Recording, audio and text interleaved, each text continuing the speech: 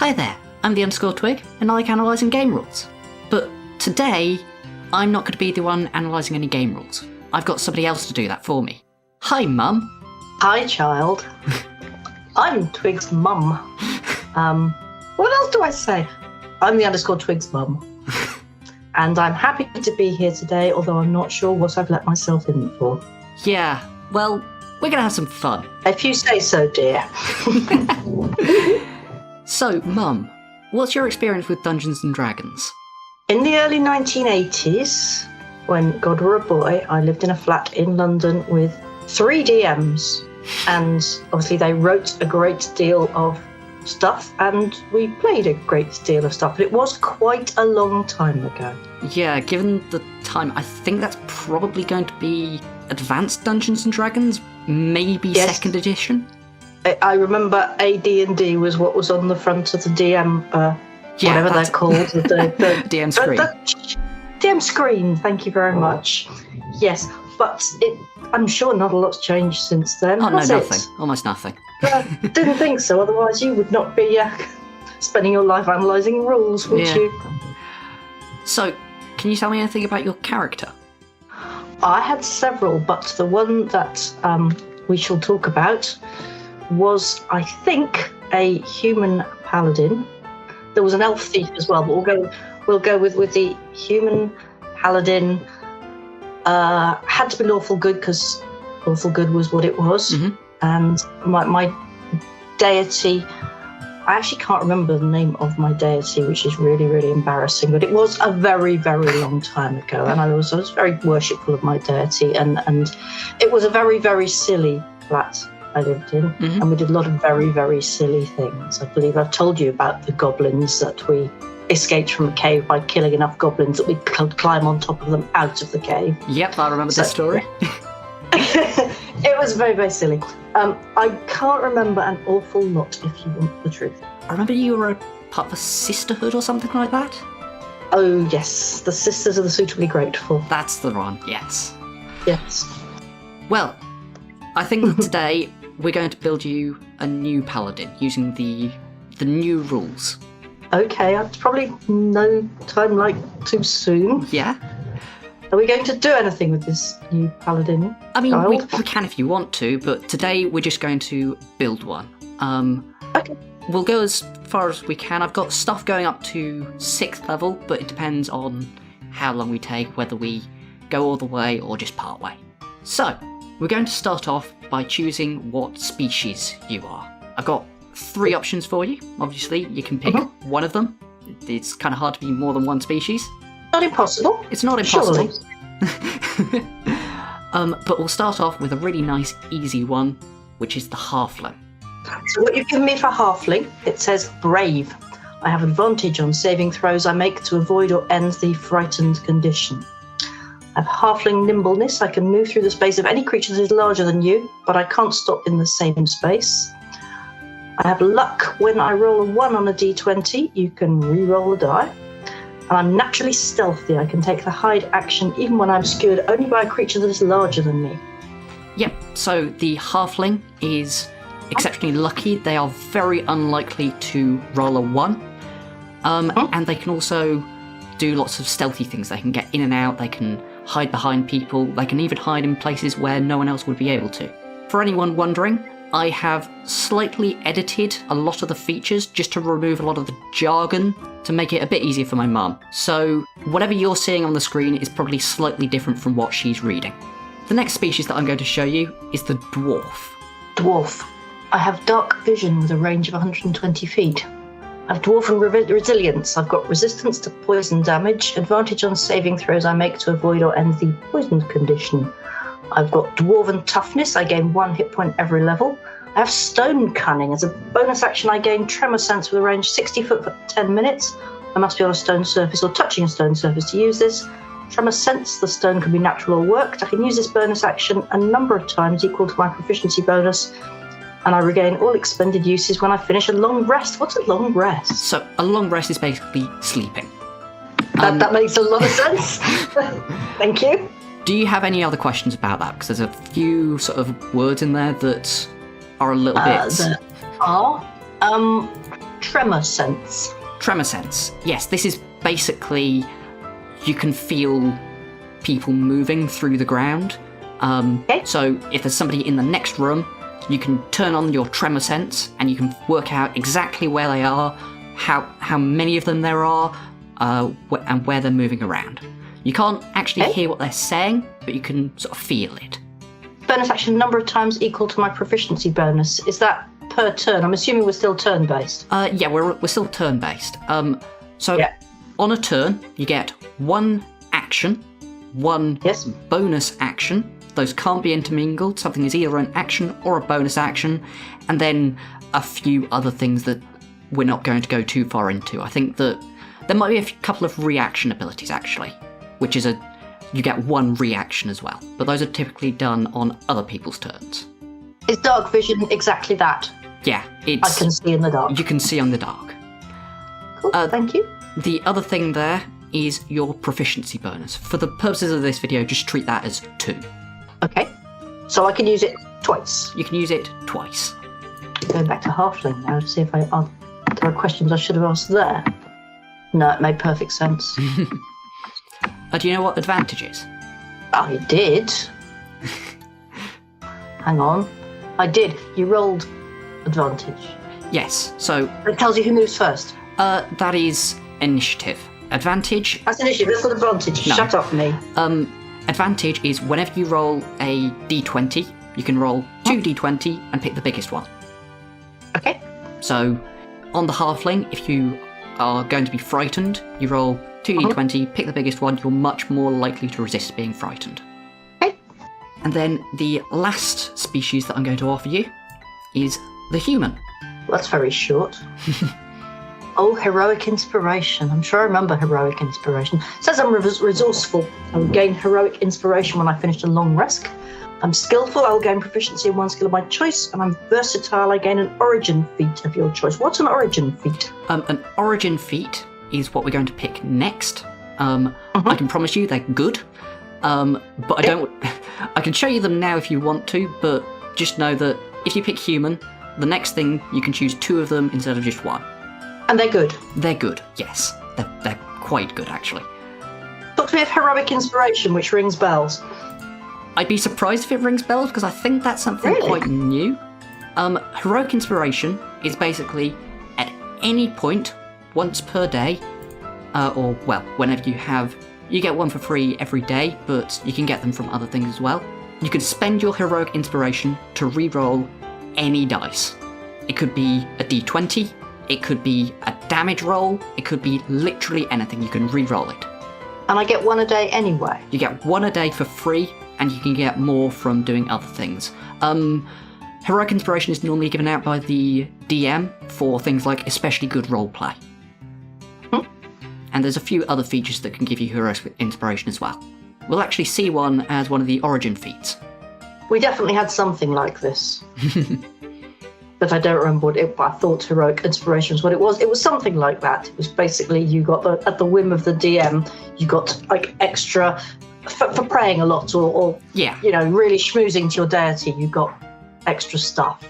Right. And you want me to choose between those 3? I want you to choose one of these, yes. You have a preference? This is your character, Mum. I know. Do you have a preference? No, I'm going to let you pick whatever you want. I'm going to go for the human. You're going to go for human? Is that a good choice or a bad choice? I like humans a lot. I think they're one of my favourite Do races. you like halflings a lot? Do you like dwarves? I like dwarves and I like humans a lot. Halflings, I personally am not super on top of, but a lot of people do like halflings, especially the lucky feature. Lucky is a very popular feature. So the halfling was my second choice. I could change my mind if you want me to. Why did you pick the human? Heroic inspiration, mostly. Yes, heroic inspiration is very I want good. to be heroically inspired. And you kept going on about origin feats and how they were lovely. And yes. Do you want to look at the origin feats now, then? Okay. I've got 4 origin feats that you can pick from. You can pick 2 of them. So, we'll start off with a fairly simple one. this is tough. I gain 2 hit points every level. Okay. Mm-hmm. The next one that we'll go with is lucky. I have a number of luck points equal to my proficiency bonus. I regain your expended luck points when I finish a long rest. How do I spend a luck point? Oh, okay, that carries on. I'm just not reading yes. I probably need to just read the whole paragraph. When I roll a d20, I can spend 1 luck point to give myself advantage. Another creature attacks me, I can spend 1 luck point to impose disadvantage on the attack roll. Okay. Yep. So remember, proficiency bonus for the purpose of this is 2. 2. So I've got 2 luck points. Yep. You can spend them to either give yourself advantage or give an enemy disadvantage. An attack roll is kind of like an accuracy roll. It decides whether they hit or miss. The third one that I'm going to show you is alert. Gain the following benefits. Initiative proficiency. When I roll initiative, I can add 2 to it, my proficiency bonus. See, I've remembered it was a 2. Yep. I hope you're impressed. Initiative swap. Immediately after I roll initiative, you can swap my initiative, one of my allies. That sentence doesn't make any sense. So, you are obviously as part of a party of heroes. Yes. Whenever you begin a fight, everyone rolls initiative. Yes, and so, this I remember. So maybe you rolled a 10, the rogue rolled a 14, the druid rolled a 2. You can, because you've got the alert feat, decide, right, rogue, I would like to go first, can you swap with me? Or you could say, right, druid, you've got some really powerful spells, I want you to take my space. I'm going to hide behind you. Yeah. Druid, I'm going to hide behind you. Can they say no? They can say no. And then the last one that I'm going to show you is musician. I gain the following benefits. Instruments training. I gain proficiency with 3 musical instruments of my choice.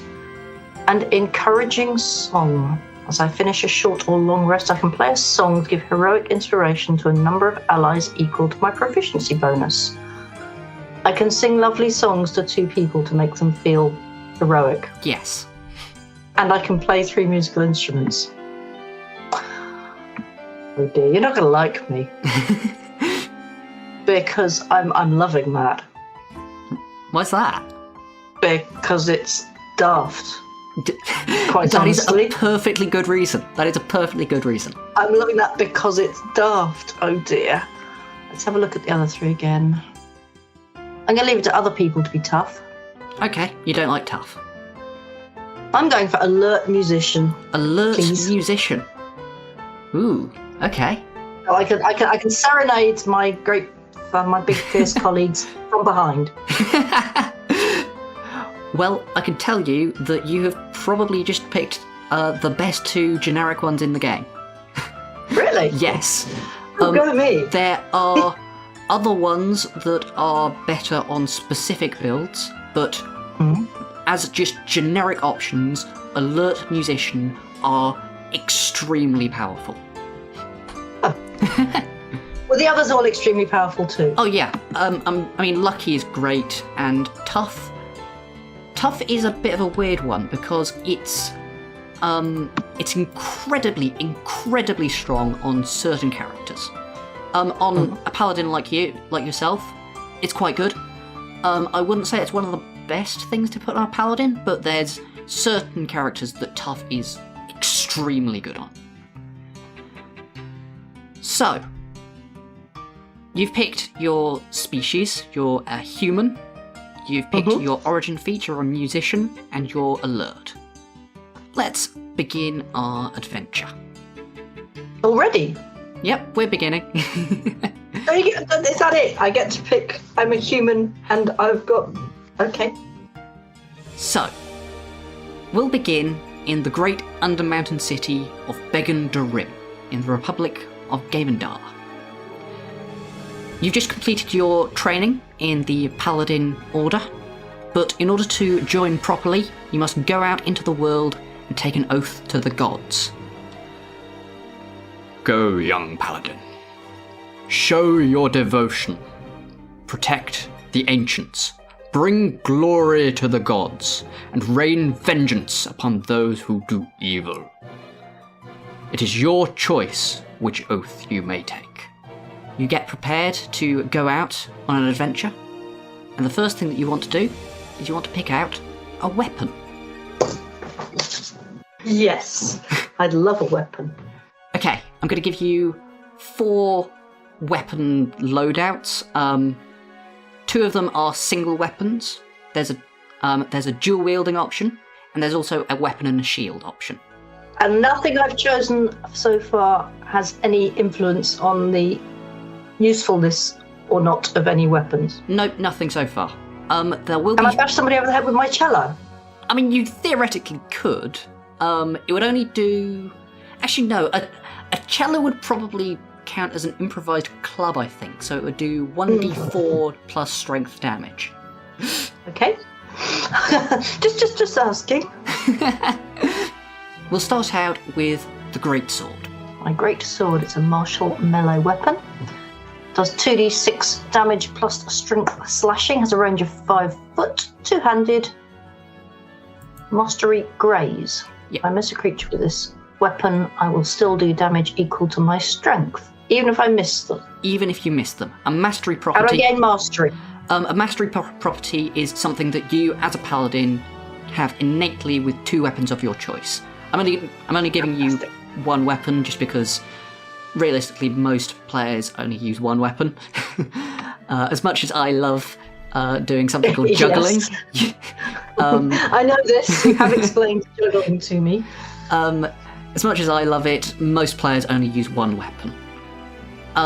So yeah, a mastery is something that you will just have innately, so whenever you miss with a greatsword, you still do your strength in damage. And for the purposes of this video, that's going to be 3 until we get to a bit later when it will upgrade to 4. Next up, we have the halberd. Dirty great axe, isn't it? It's a dirty great axe. Yes, okay. Martial melee weapon, 1d10 plus strength slashing, 10 foot, two-handed. If I hit a creature with this weapon, I can another attack against a different creature. That sentence doesn't make sense. Yes, either, by the I've way. messed that one up, sorry. You can another attack against a different creature standing next to it. You don't add your strength to second attack's damage. You can do this only once per turn. Ooh. So I like it because it's got a bigger range. Mm-hmm. I like getting to hit 2 creatures, not 1. Yep, only if they're standing next to each other. What's the disadvantage of it being two-handed? The disadvantage of it being two-handed is you can't hold anything in your other hand. Are you going to give me anything to hold in my other hand? I am, yes. Because the next one that I'm going to show you is the Warhammer. That's a dirty great big hammer. That's a dirty great big hammer. And if you're holding a Warhammer, you can also hold a shield. 1d8 plus strength bludgeoning. 10 foot range again. Oops, sorry, that should be 5 feet. I've copy and pasted it wrong. Well, you're no fun. Range, not 10 feet. 5 feet. Hands versatile 1d10. Why do I need to roll a d10 to know how many hands I've got? Versatile means that you can either hold it in 1 hand, or you can hold it in 2 hands. And if you hold it in 2 hands, it does 1d10 damage. Okay. If I hit a creature with this weapon, I can push the creature up to 10 feet straight away from myself. It is large or smaller. All right. You also get the shield. Armor shield increases my armor class by 2. So your armor class is how difficult it is to hit you. I'm going to say that your armor class is probably going to start at 16, so somebody needs to roll a 16 or better to hit you. But if you have the shield, they need to roll 18 or better to hit you. Most low-level monsters have between +2 and will probably get up to about +6 maybe by the end of the video. So even at the very top, monsters will need to roll 12 or better on a d20 in order to hit you at all if you're holding a shield. Do you like that more or less than the halberd, do you think? Why do you ask? Because you seem to like the halberd quite a lot. I did like the halberd quite a lot. I'm a bit cross that this isn't a 10-foot range. But I quite like the idea. It depends where you're sending me and what we're going to do and who I've got with me, really, doesn't it? Do you want me to tell you a bit about sort of the Paladin's role in combat? Yes, that would be very, very helpful. Okay, so a Paladin, they do two things as sort of their most important things. The first one is they do a lot of damage. They get a feature early on, which I'll show you in a bit, called Divine Smite, which basically lets them spend a bunch of resources in order to do a load of extra damage in one hit. The other thing that Paladins do is they are extremely good at defending other people. They get what is possibly the best ability in the entire game, called Aura of Protection, which gives everyone within 10 feet of you a bonus equal to their charisma to all saving throws, which is kind of like the ability to resist an effect. So, as a paladin, your main goals are do lots of damage and defend others. I'm now going back and looking at the weapons again in the context of do lots of damage. 2d6 for that one, and grazing. I will say that if you graze someone because you missed, a lot of your features can't activate because they only activate on a hit. I still quite like the halberd. Halberds are quite good. I still quite like the halberd, I'm afraid. I can see the value in the warhammer and shield, but I can hit two things with the halberd. You can indeed hit two things with a halberd. Let's see if... What's my fourth and final weapon you offered? I'm sure. This is a dual-wielding weapon loadout. I'm going to give you the short sword and the scimitar. My short sword has a 1d6 plus strength of piercing, range 5 feet. One-handed, and mastery gives me Vex, which I like the sound of very much. So, does dual wield mean I can use both in the same turn? Yes, it does. That'll make more sense when you see the scimitar. I'm just, scimitar 1d6 plus strength, slashing 5 foot, one-handed, actually nick. If you dual wield this weapon, you can make a second attack with it for 3 when you take the attack action. Can you explain that to me? Sure. So, one of the actions that you can take on your turn is the attack action. And when you do that, you make an attack. There are other ways that you can make an attack which do not use the attack action, and this won't trigger in those cases. But when you use the attack action, you can attack with your short sword, and then you can attack with your scimitar. And you can do them both. So, unlike the halberd, where they had to be standing next to each other, with the short sword and the scimitar, you can always make 2 attacks. And they're 1d6 each in terms of damage. Yes. When you make the second attack with the scimitar, though, you don't add strength. Okay, you've sold me. Mm-hmm. I'm having these 2. You're having the... Oh my word! What? So, some of my viewers... I do fancy the halberd, but these... It's the ability to make 2 attacks. It's kind of talking to me. Yes, some of my viewers may know that 2-weapon fighting is kind of my thing. So, right, we've got my mum 2-weapon fighting. That's fun. Okay, you also, as a paladin, get some other features. I'm going to show you Lay on Hands, which is a healing ability that you just innately have for free. Oh, my blessed touch can heal wounds. It's like Calpol, isn't it? You have a number of points of healing power equal to 5 times my level. As a bonus action, I can touch a creature and spend any number of points to heal it by that many hit points. I can also spend 5 points to remove the poisoned condition from the creature. Daft question. Mm-hmm. Why am I healing creatures? Those would be your allies. A creature is literally anything that is, like, sentient. So... Fair enough. So my colleagues, perhaps, yes. My party. Yes, your party. Okay. You could also heal yourself with it. Okay. And you can do this on the same turn that you also attack. So I can attack with one weapon, attack with another weapon, and then heal. Okay. Yeah. And you get that one for free. It upgrades every single level because you get a number of points equal to 5 times your level. So, as a paladin, you've just got some really good healing abilities as well. And you also get the ability to cast a few spells. You don't get as many as like a wizard or a cleric, but you do get some spell casting. Technically, you wouldn't normally get this one until 2nd level, but just for context, I'm going to show you Divine Smite, which is what I mentioned earlier. It's a bonus action. Range self. Duration instantaneous. The target takes an extra 2d8 radiant damage from the attack.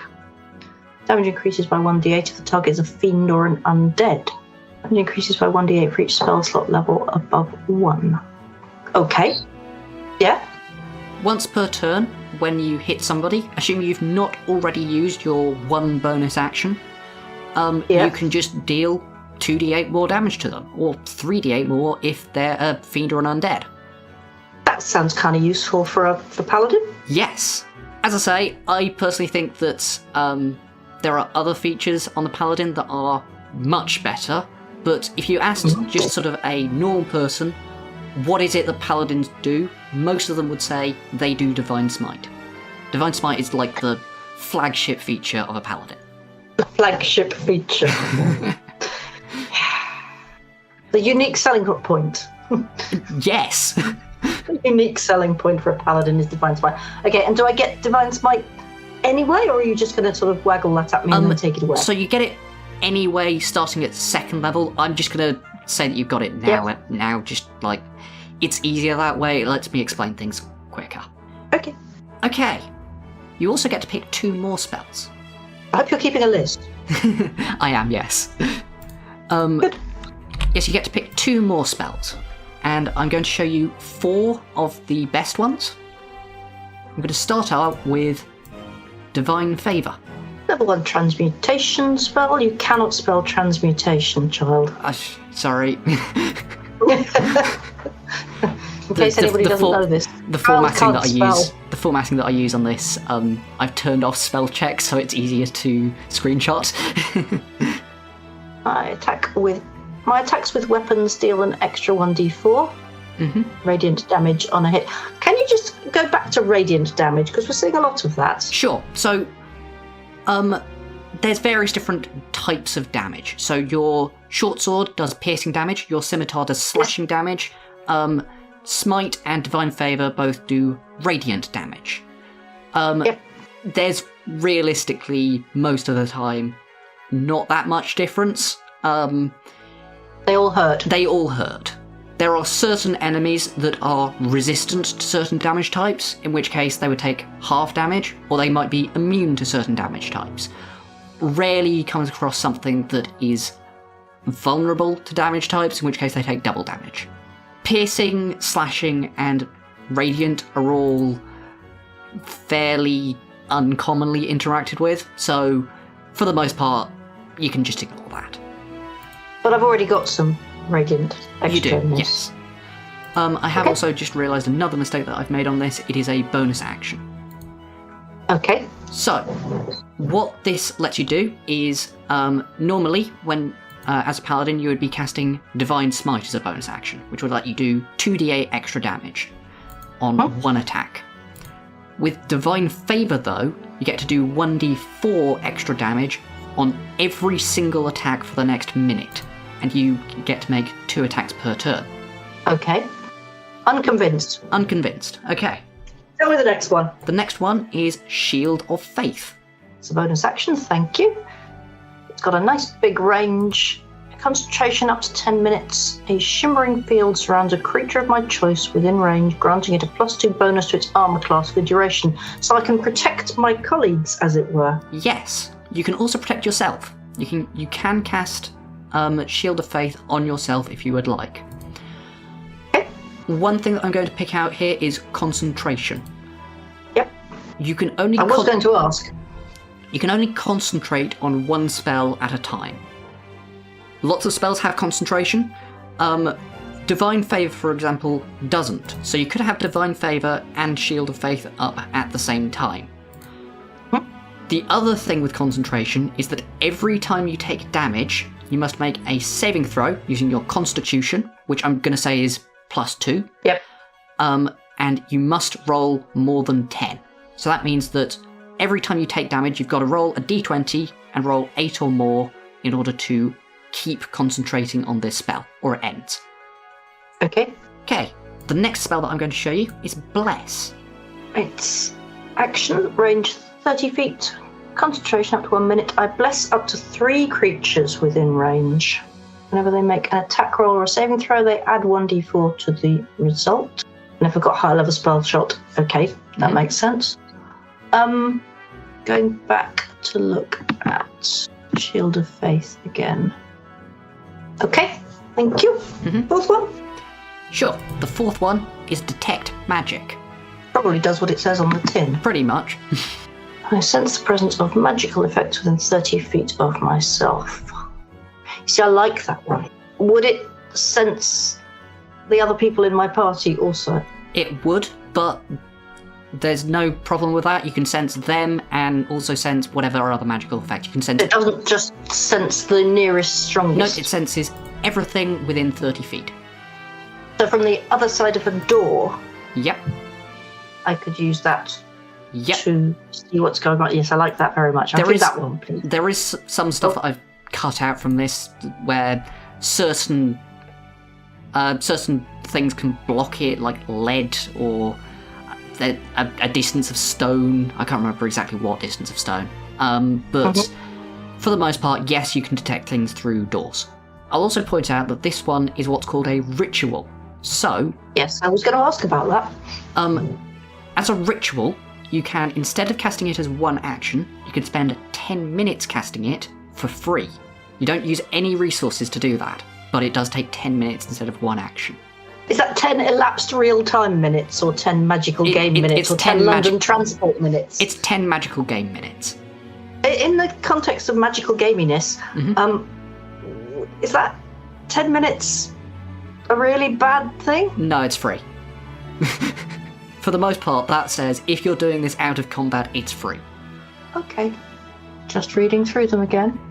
I would like Bless. Bless? And It's a very good spell, Bless. Detect Magic. And Detect Magic. Bless and Detect Magic. Excellent.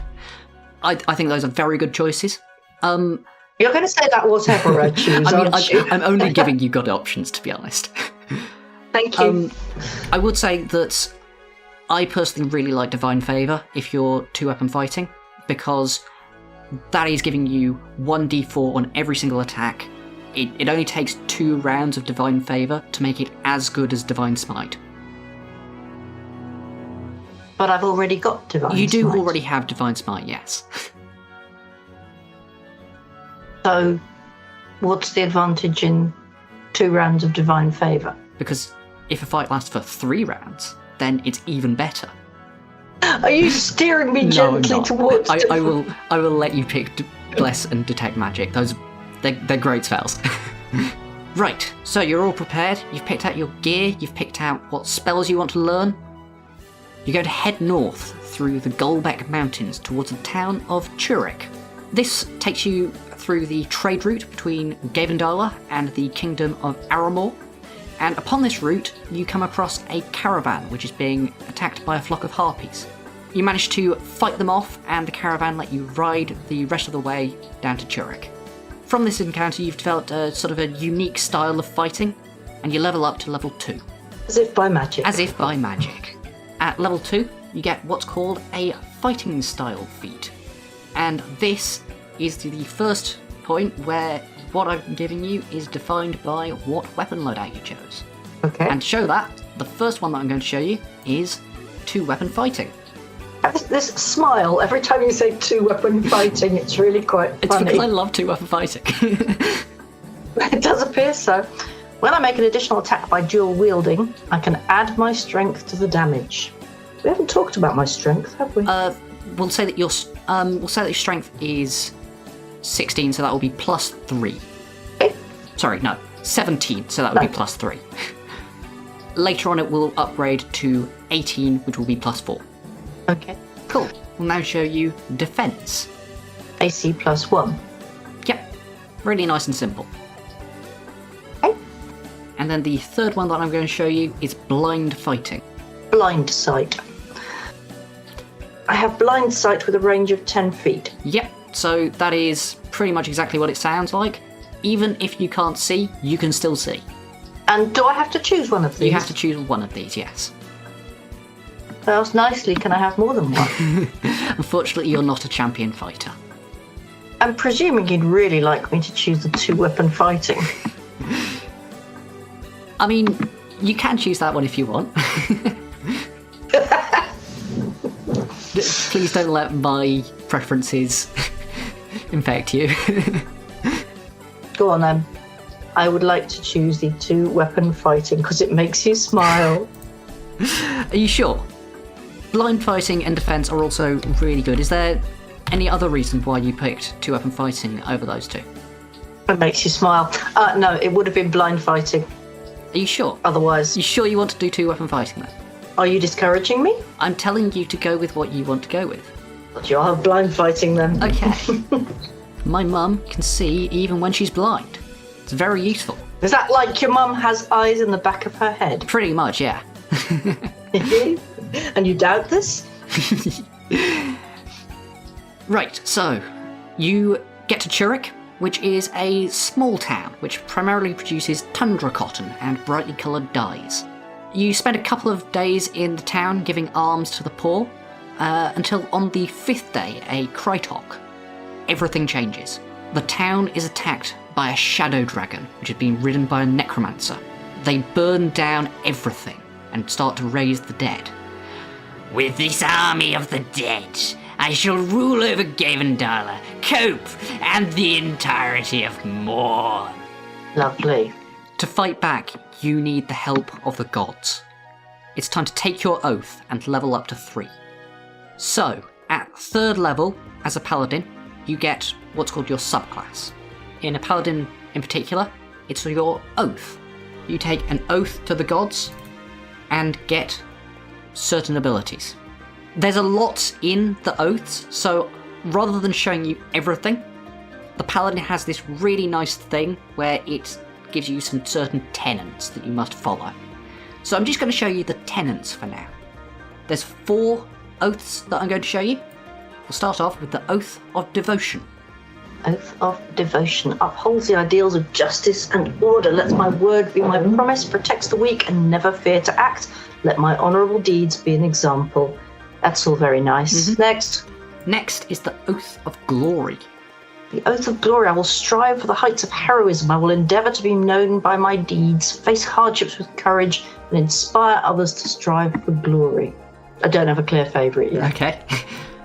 The next one is the Oath of the Ancients. Serve life and light in the world. Kindle a light of hope. Shelter life. Delight in art and laughter. And then last is the Oath of Vengeance. Punish evildoers at any cost. Show the wicked no mercy. Fight injustice and its causes. Aid those harmed by injustice. So, I'd like you to pick 2 of these oaths, and then I will show you the... Oh, I can have 2? I'll show you the features of the 2 that you pick, and then pick 1 from there. Okay, and that will be the Oath of the Ancients and the Oath of Vengeance. Okay. So, we'll start with the Oath of Ancients. With all oaths, you get a use for something called Channel Divinity. So I'm going to show you the basic use of Channel Divinity first. You can do this twice per day, but you also get another use every time you short rest. That's like taking an hour break. So this is the basic use for Channel Divinity that everyone gets. Then I'll show you the specific uses that your oaths give you. Bonus action, I can spend a Channel Divinity to open my awareness to detect celestials, fiends, and undead. I think we already know there's quite a lot of undead around. There are, yes. For the next 10 minutes, I know the location of any creature of these types within 60 feet of myself, and I know its type. Within the same radius, I also detect the presence of any place or object that has been consecrated or desecrated. Okay. So you can get that for free. You can do it twice per day, or more if you short rest. The Ancients gets a unique use for it called Nature's Wrath. Loving the sound of Nature's Wrath. I can spend a channel divinity to conjure spectral vines around nearby creatures. A creature of my choice that I can see within 15 feet of myself must succeed on a strength saving throw or have the restrained condition for 1 minute. The restrained creature repeats the save at the end of each of its turns, ending the effect if it's on itself on a success. Okay. So I can tie them up for a bit. You can tie them up for a bit, yes, in magic finds. Also, as an Ancient, you get a few free spells. I'm only going to show you one of them because the other one's frankly not great. I'm going to show you Speak with Animals. That do what it says on the tin? Yes. And verbally communicate with beasts. Most beasts have little to say about topics that don't pertain to survival or companionship, but at minimum a beast can give me information about nearby locations and monsters, including whatever it has perceived within the past day. I can see that being very, very useful on a longish campaign. Yeah. And again, this is a ritual, so you can do it for free. Yes. But it takes 10 minutes. But it takes 10 minutes. Okay, so that's what you get as an Ancient's Paladin. As a Vengeance Paladin, you get Vow of Enmity. When I take an attack action, I can spend a channel divinity to utter a vow of enmity against a creature I see within 30 feet. Advantage on attack rolls against that creature for 1 minute. If the creature drops to 0 HP before the vow ends, I can transfer the vow to a different creature within 30 feet of myself. Okay. So you basically say, you there, I'm going to kill you, and every single attack that you do against that creature, you roll 2d20, pick the biggest one. And then when they're kind of dead, I can say, and you there, I'm going to kill you too. Yes, absolutely. Also, you get Bane. Bane. Up to 3 creatures of my choice within range must make a saving throw. And you 3 over there, I'm going to kill you too. Whenever the target that fails this save make an attack roll or a saving throw, they subtract 1d4 from the result and target 1 additional creature for each spell slot level above 1. Realistically, is using a higher level spell slot relevant to me? Not especially. No. Okay. This is basically the opposite of Bless. Yes. It's more like kind of curse. Yeah.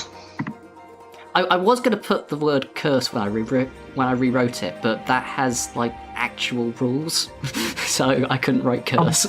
We can't have actual rules, can we? Okay.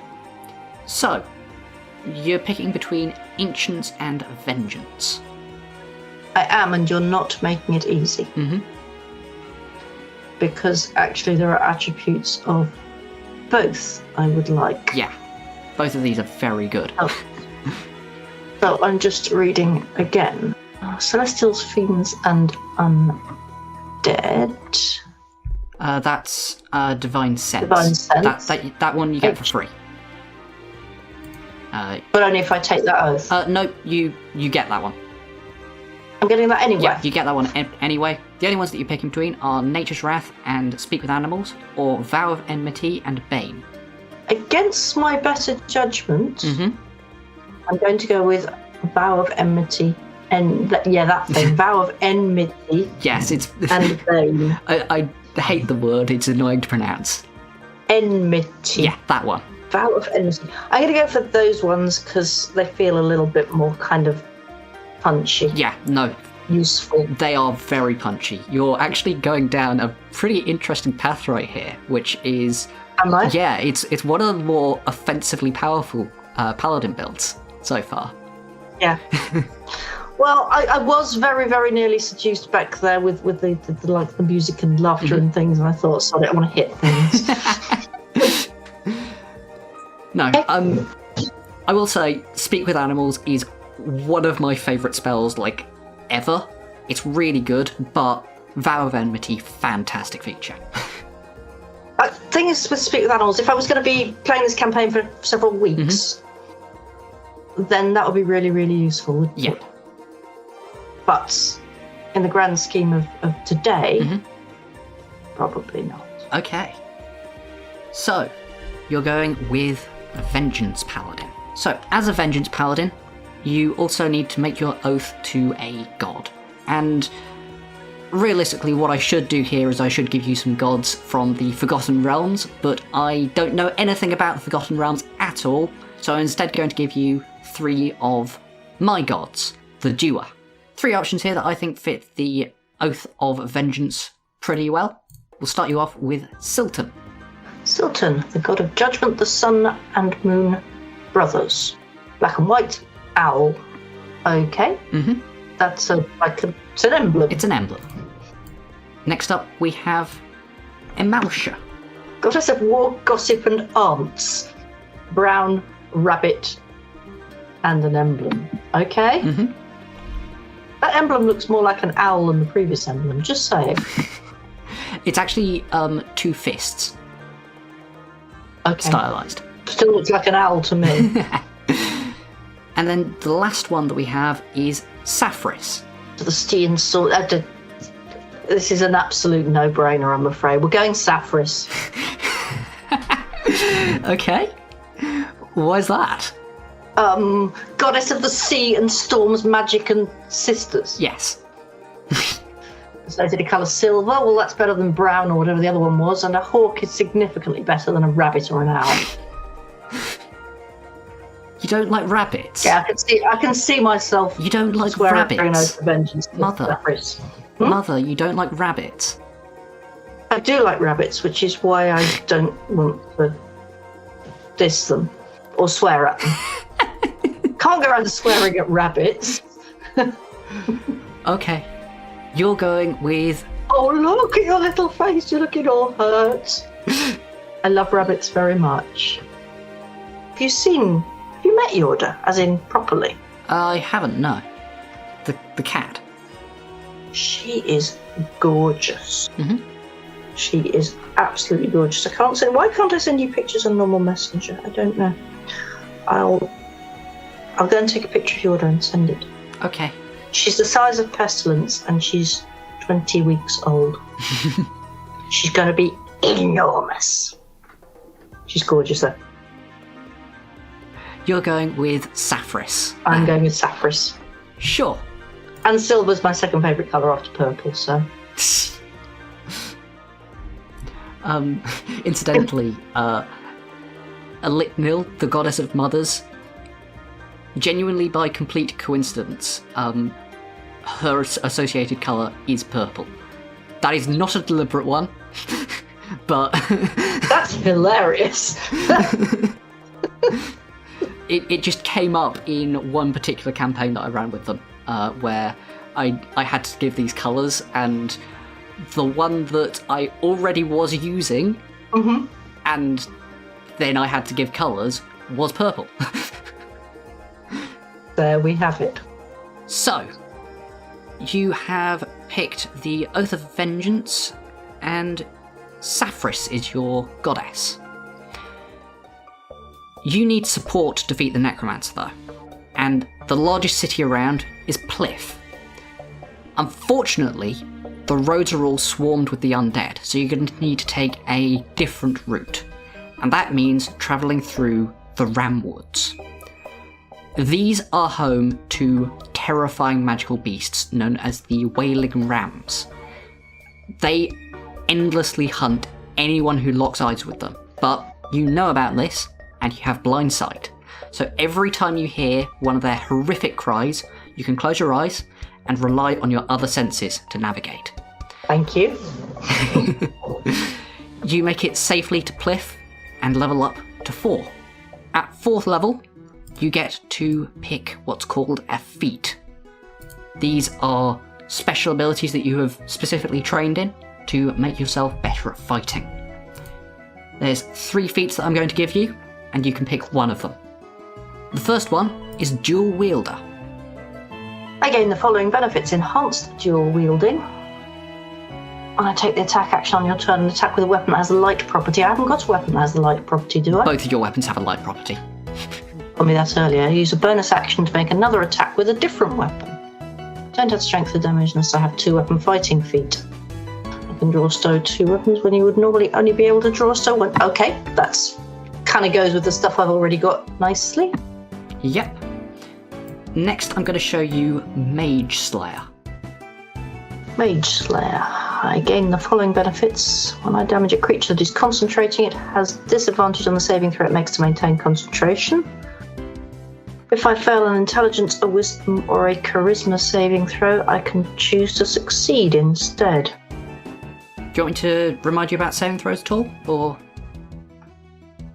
No. I'm happy with that. Okay. And then we have Heavy Armor Master. I gain, when I'm hit by an attack where I'm wearing heavy armor or any bludgeoning, piercing, or slashing damage dealt to me by that attack. Okay, question 1. Do I have heavy armor? Yes. I will also say that all 3 of these options increase your strength to 18, which means that you now get +4 to your attacks. So, heavy armor master, just... I take less damage. Yep. Dual wielding, I inflict more damage. Yep. But I will remind you that uses your bonus action, so you can't use Smite on the same turn. And Mage Slayer... very much depends what I'm coming up against. You're going up against a Necromancer. Yes. Do Necromancers have to concentrate? Most spellcasters need to concentrate. I'll also just say that a lot of things rely on wisdom saving throws in particular. There's many spells such as Hold Person, which paralyzes you if you fail a wisdom saving throw. There's things like Hypnotic Pattern, which charm you if you fail a saving throw. There's a lot of things that are very debilitating that result in a wisdom saving throw. Which has actually persuaded me to look at Mage Slayer, please. Yeah, go on. Mage Slayer. Mage Slayer. Okay, sure. So you have expertise in fighting casters then? Yes. Excellent. Right. That is everything that happens at 4th level. So, you're in Pliff. You alert everyone to the threat of the Necromancer and gather an army of volunteers, including some of the local heroes such as the heavy-bladed Logan Fork, the nature mage Rosie Lent, and a famed military strategist called Adlar Blust. Together you train your army and yourself and march to meet the Necromancer in battle. From this training, you level up to level 5. That gives you a few things for free. First up, extra attack. This is all for free. This is all for free. I can attack twice instead of once whenever I take the attack action on your turn. That's twice with 2 weapons. You get to attack twice and then attack another time with your scimitar. The nick property on scimitar can only activate once per turn. Okay. As a Vengeance Paladin, you also get 2 additional spells. First up, we have Hold Person. Choose a humanoid I can see within range. Wisdom saving throw, or have the paralyzed condition for the duration. Okay. The paralyzed condition is a very powerful condition. It completely removes that character's turn, and also means that every melee attack against them is an automatic critical hit. Ouch. Yeah. Because they can't defend themselves at all. Yep, that's right. Wow. That's nasty. Very And I get spell. that for free. You get that for free. There go me. And you also get Misty Step. Briefly surrounded by silvery mist, I teleport up to 30 feet to an unoccupied space I can see. Why am I only briefly surrounded by silvery mist? That's just silly. But yes, okay. So you can teleport around, you can stop people from moving. Those are from the Vengeance Paladin. Those are really quite useful. I quite They're like very them. good spells, yes. I like them. There's one more spell which you get, which is very long, and I'm not going to show you. It's called Find Steed, and basically what it says is you get a free magic horse. Cool. Oh, I've always wanted a free magic horse. Thank you. And finally, for level 5, I'm going to let you pick 2 more spells of your choice from 4 options. The first one is Aid. I can choose up to 3 creatures within range and increase their HP max and their current HP by 5 for the duration. Yep. So this basically says 3 creatures, could include you. Yep. Whatever their HP on their character sheet is, add 5 to that. It can go over their maximum. Okay. I'm then going to show you Prayer of Healing. Up to 5 creatures of my choice gain the benefits of a short rest and also heal 2d8 HP. Once per long rest. Okay. Yep. I will say that this one has a casting time of 10 minutes. That's kind of a nighttime spell, isn't it? It's not necessarily a nighttime spell. It's one for you've just finished combat. Everyone needs to heal absolutely now, and they've also just used a load of features. Because remember, every short rest you regain one of your channel divinities, so you can use Vow of Enmity again. You also regain. You've got the musician feat, so you can give 2 creatures heroic inspiration. Yep. Other party members will have things that they regain on a short rest as well. So this is basically a quick, we need a recharge. Yep. The third spell that I'm going to show you is Shining Smite. This target takes an extra 2d6 radiant damage from the attack and begins to glow. Whilst glowing, attacks against the target have advantage and it can't become invisible. Okay. So your Vow of Enmity means that you always have advantage, but this means that everyone has advantage. And the fourth spell that I'm going to show you is Warding Bond. I form a bond with an ally I touch. Whilst bonded, it gains +1 to its armor class and saving throws, and whenever it takes damage, you take half of that damage instead. This bond ends if you're more than 60 feet from each other. So it lets you share the damage between you and an ally. I'm not sure I'm public-spirited enough to take other people's damage for them. I mean... This is not easy. Okay. It is not an easy choice. Which ones are you looking at? I'm liking Prayer of Healing. Very good spell. And I'm torn between Aid and Warding Bond. Not Shining Smite, then? No. Not sure what I don't like about Shining Smite. But Okay. it didn't make the shortlist. Fair enough. I'm going to go with Aid because it will be more widely applicable. Yeah. No, Aid is a very proactive spell. It means that everyone is less likely to go down. Warding Bond means that one person is less likely to go down. That makes sense to me. That's kind of where I'm seeing it from. And I think whatever it was, Prayer of Healing just sounds like a really good thing to do between episodes of combat, as it were. Yeah, no, Prayer of Healing is fantastic. Really, really good spell. Glad you picked that one. Okay, you meet the Necromancer in battle. It's a hard-fought fight, and you suffer many losses to his undead horde and his almighty dragon. But in the last climactic battle, you strike him down with your short sword and your scimitar. Mm-hmm. The clouds part and the sun shines down upon the battlefield. You have won the war and you level up to 6. At 6th level, you get this, Aura of Protection.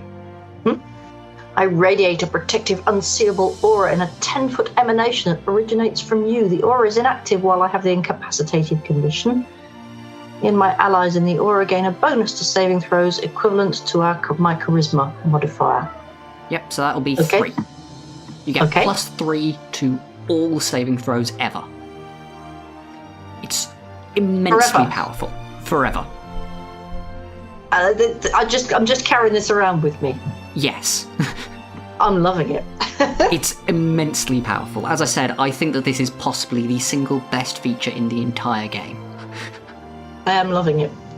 So, a few days after the fight, there is a ceremony in the capital city, Shorkine, where Prime Minister Varia Kamur presents you with the Medal of the Gate, an extremely high honour given only to those who protect the Republic of Gavendala. She offers you a magic item from the treasury. We'll start off with +1 weapon. I have a +1 bonus to attack and damage rolls made with this magic weapon. Then we will have the Stone of Good Luck. Whilst this polished agate is on my person, I gain a +1 bonus to ability checks and saving throws. And we will have the Weapon of Warning. As long as this weapon is within my reach, myself and allies within 30 feet gain following benefits: alarm if I'm sleeping when combat begins, the weapon magically wakes you up. Supernatural readiness. I have advantage on initiative roll. I'm liking that one. Mm-hmm. Well, that's a no-brainer then. Uh-huh. I will have the Weapon of Warning, please. Brilliant. You're very alert. You have the alert feat as well. So now you have an advantage on initiative rolls, and you add your proficiency, which is actually now +3. Hooray! Go me! And so, you return home to Begendarim, a fully fledged paladin, and finally join the Order of Vengeance. You have many adventures yet to come, and so you head out on your next great journey. Oh, thank you. So, yeah, you've made a pretty good paladin here, actually. It's a very offensive one. Oh, never should I be called very offensive. I don't know, I thought it was fairly sort of generous with its healing too. Oh yeah, no, all paladins have very good healing. But no, this one does a lot of damage, actually, with the short sword scimitar and all of the features that you got for that, as well as Vow of Enmity. Very, very strong. Well, you did tell me that my things I was supposed to be doing were damage and defense of others. Did you have fun? Yes, I did have fun. I kept thinking you were going to ask me to remember things, so I'm glad you didn't ask me to remember things. And I wish I'd had an opportunity to play some of those instruments. Yeah, sorry, I didn't write anything about playing instruments into my scenario, did I? You can have a nice part. You can have a party when you get home. I've already got home and I'm going out on my next adventure.